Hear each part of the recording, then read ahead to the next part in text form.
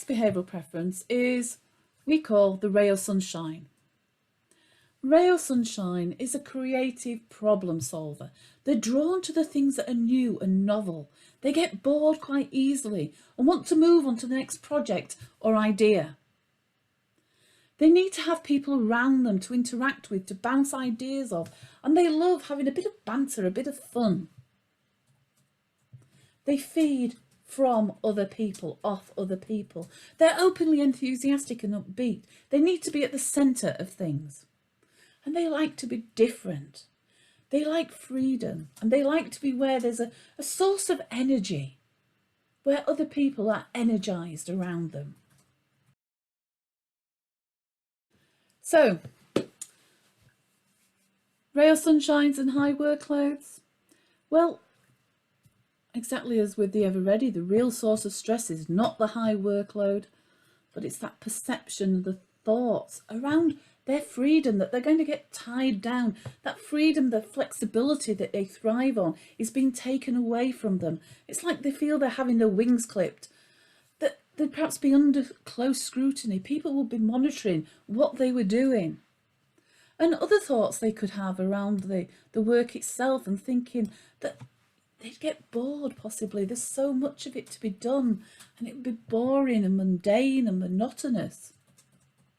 There also may be some concerns and thoughts and worries around the fact that they would have very limited opportunities for interaction and banter with other people, and that fun and creative element of the work may be taken away or restricted.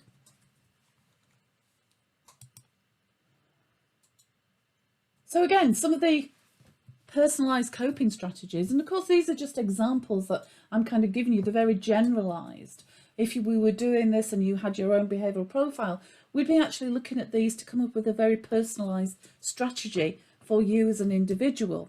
But if you manage a ray of sunshine, you need to keep them close to the energy for the project and work. And when briefing them about the project or talking to them about the work, you need to show your enthusiasm and your energy for the work. Let them know how much you value their input and their fresh approach and creative approach that they could actually bring to the work. Give them as much freedom and flexibility as possible. Let them decide where, when and how they will actually do the work, if that's possible.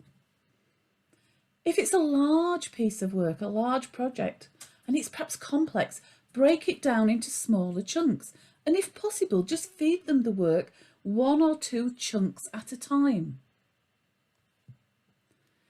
If you're a ray of sunshine yourself, then again, to move away from those unhelpful and stress-causing thoughts, start to refocus your thinking and think about how could you ensure that you can still find some time for interaction and banter with others.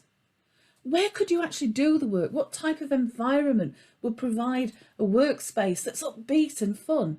Now, I appreciate under current lockdown situations, it may be a little bit difficult, but often actually working in a public space, a coffee shop, for example, can be quite energising. And also, what are the opportunities that exist for creativity? Can you actually find a new, a different, perhaps an even quicker way of doing the work? Focus on the things that fit your own behavioural preference.